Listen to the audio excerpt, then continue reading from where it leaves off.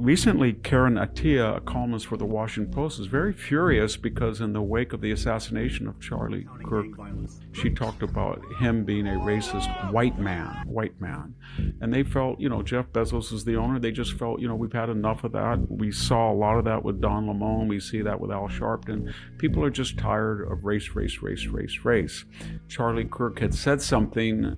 He didn't talk about black women pejoratively as a collective. He said that Ketanji Brown, a justice, and Joy Reid in particular, a couple of other women, I think Michelle Obama, were not qualified according to meritocratic standards. I don't know if that's true or not, but he said that DEI considerations had been used for their elevation or prominence.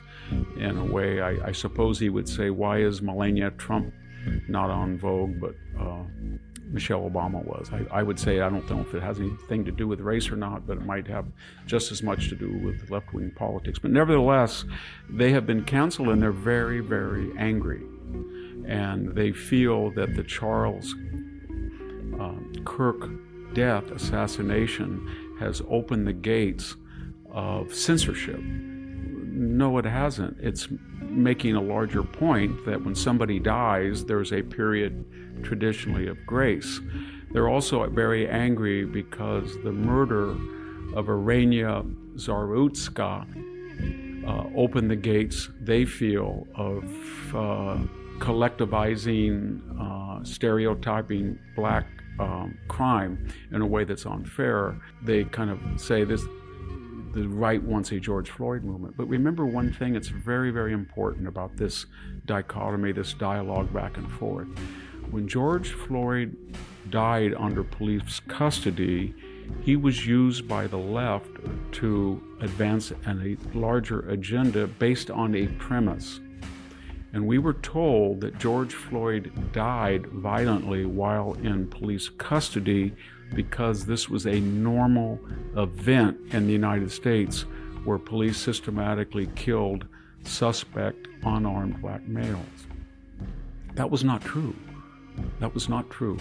The Washington Post found that of all the people who come in contact with the police, that's a very important qualifier, black suspects who are unarmed are killed by police no more than their percentage in the demographic. Roland Fryer pointed that out too at his expense because, of course, he was criticized for doing it. He was the Harvard economist who did a study on it.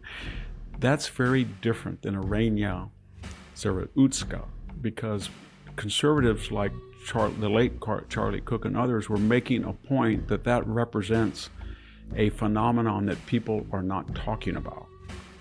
Is it true or not? In the case of George Floyd, it prompted a conversation that the left used when they knew the data was wrong. They knew that police were not shooting inordinately black unarmed suspects, but they said they were, and the rest is history. Defund the police, cashless bail, etc. But in this case, it is true that DeCarlos Brown and African-American males between the ages of 15 to 40 compose a demographic of about 3% of the general population, and yet they account for about half of all violent crimes. And rare interracial crimes, such as we saw on the light rail in North Carolina, they are 6 to 10 times, depending on the nature of the violent crime, more likely to attack a white victim than a white victimizer is a black victim. That's just a fact. And that horrific death on the light rail brought attention to that reality in a way that conservatives wanted to point out that this was a national crisis. But on the other hand, when liberals and leftists tried to say that George Floyd needed our attention to a national crisis, there was no empirical information, there was no data, there was no research that supported that position. And that was the difference. So I think it's very important, a final note, that when people want to comment on the death of Charlie Kirk, there's two issues involved. All of us traditionally in Judeo-Christian society feel that there's a grace period, that we do not attack people who have recently been dead.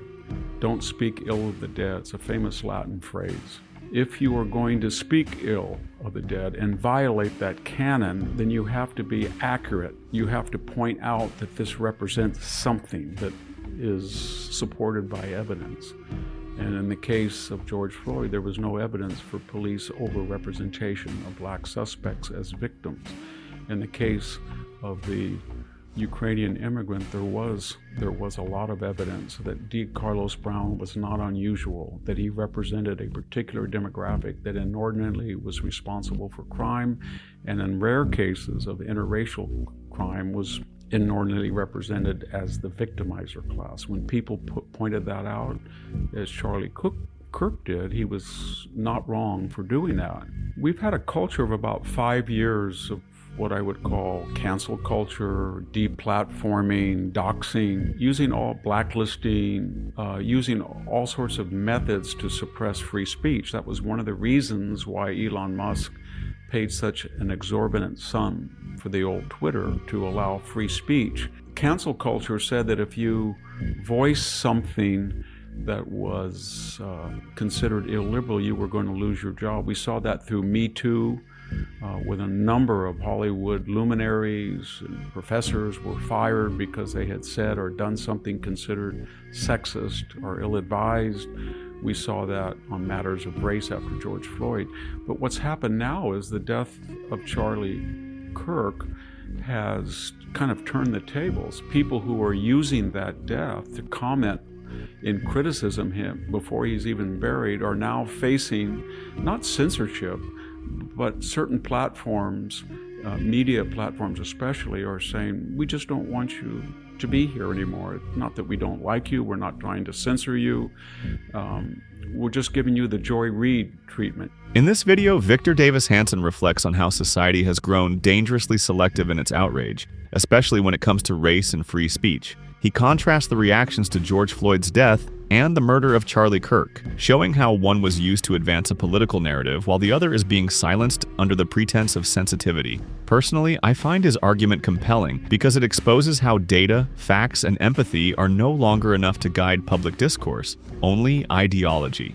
Hanson's defense of intellectual honesty reminds me of Orwell's warning that the further a society drifts from the truth, the more it will hate those who speak it.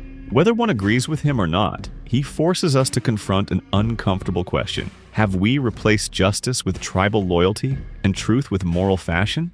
It's a necessary conversation, and few dare to have it today.